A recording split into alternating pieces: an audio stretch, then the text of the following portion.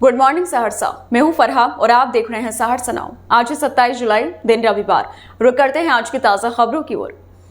सहरसा विद्युत प्रमंडल के कार्यपालक अभियंता अमित कुमार ने बताया कि 1 अगस्त से घरेलू उपभोक्ताओं को प्रति माह 125 यूनिट तक बिजली पूर्ण अनुदान पर निःशुल्क मिलेगी। यह लाभ सहरसा के लगभग 1.5 लाख उपभोक्ताओं को मिलेगा। इसमें ऊर्जा शुल्क, फिक्स्ड चार्ज और बिजली शुल्क शामिल है। 125 यूनिट से अधिक खपत पर अनुदान दर से बिल बनेगा। योजना शहरी व ग्रामीण सभी घरेलू उपभोक्ताओं के लिए लागू है। 3 वर्षों में उपभोक्ताओं को 1.1 किलोवाट सौर संयंत्र लगाने को प्रोत्साहित किया जाएगा, जिसमें सब्सिडी का प्रावधान रहेगा।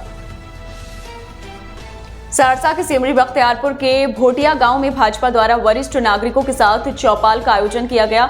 मंडल अध्यक्ष सुमन देवी और पूर्व अध्यक्ष विष्णुदेव मुखिया की अध्यक्षता में आयोजित इस कार्यक्रम में केंद्र सरकार की योजना जैसे उज्ज्वला, आयुष्मान भारत, पीएम किसान निधि आदि पर चर्चा हुई। विधानसभा विस्तारक कुमोद झा ने बूथ सशक्तिकरण पर जोर देते हुए चौपाल के माध्यम से योजनाओं को जन जन तक पहुंचाने की अपील की।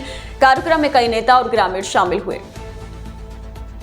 सहरसा के जयप्रकाश उद्यान में सखी बहिनपा मैथिलानी समूह द्वारा मधु श्रावणी मिलन समारोह धूमधाम से आयोजित हुआ। कार्यक्रम में नव विवाहिताओं को श्रृंगार सामग्री देकर सम्मानित किया गया और मधु श्रावणी पर्व की महत्ता बताई गई। संचालिका नामिता झा ने कहा कि मिथिला के पर्व प्रकृति पर आधारित व वैज्ञानिक दृष्टिकोण से उचित हैं। पारंपरिक गीतों के माध्यम से मैथिली भाषा और संस्कृति के संरक्षण व प्रचार का संदेश दिया गया। कार्यक्रम में कई महिलाएं और समूह सदस्य उपस्थित रहीं। नगर पंचायत बनगांव में गोस्वामी लक्ष्मीनाथ फाउंडेशन द्वारा कारगिल विजय दिवस पर गांव के वीर शहीद रमन झा को श्रद्धांजलि अर्पित की गई। मोमबत्ती जलाकर 2 मिनट का मौन रखा गया। राहुल झा ने बताया कि रमन झा ने कारगिल युद्ध में वीर गति पाई थी।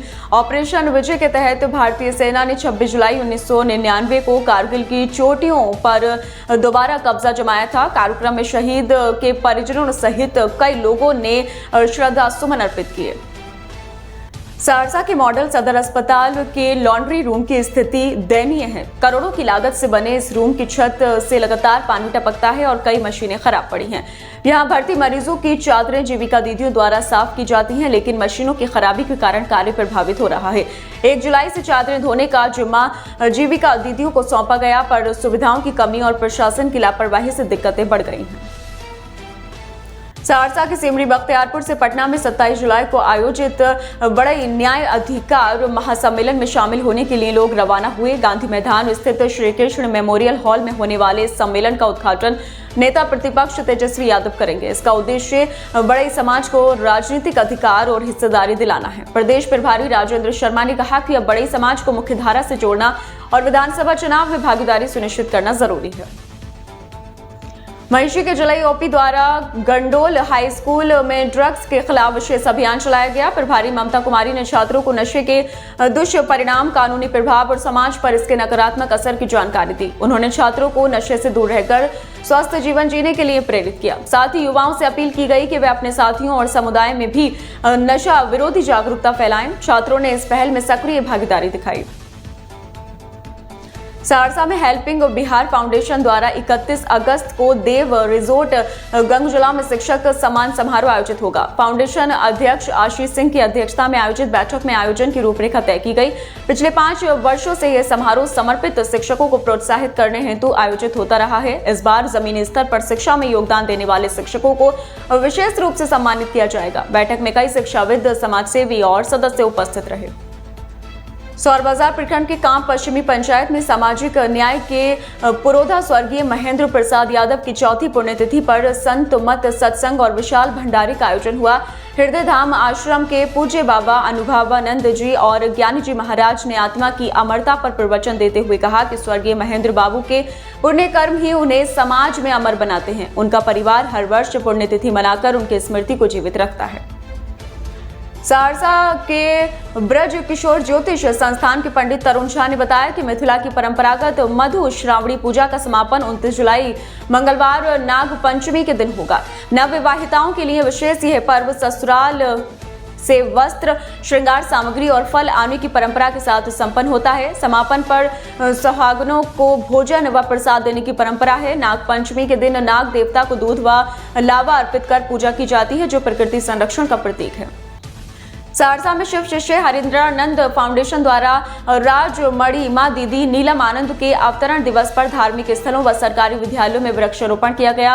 सांसें हो रही हैं कम, आओ वृक्ष लगाएं हम नारों के साथ शिष्यों ने पर्यावरण संरक्षण का संदेश दिया। पीएम गंगा उच्च विद्यालय मैना, संत बाबा मंदिर, महापुरा जानकी मंदिर आदि स्थानों पर फल व फूलदार पौधे लगाए गए। कार्यक्रम में कई शिक्षक, मुखिया व श्रद्धालु शामिल हुए।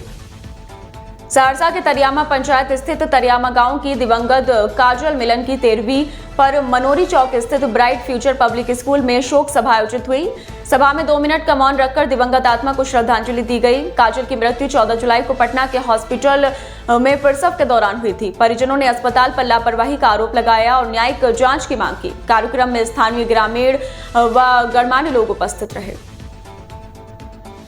सहरसा जिले के कंडरिया थाना क्षेत्र के कठडूमर वार्ड 7 में धान रोपने के लिए खेत में कादो करते समय किसान दिनेश यादव को विषैले सांप ने डस लिया। इलाज के पहले कठडूमर उप स्वास्थ्य केंद्र ले जाया गया, लेकिन दवा की कमी के कारण महिषी पीएचसी रेफर किया गया, जहां उपचार के दौरान उसकी मौत हो गई।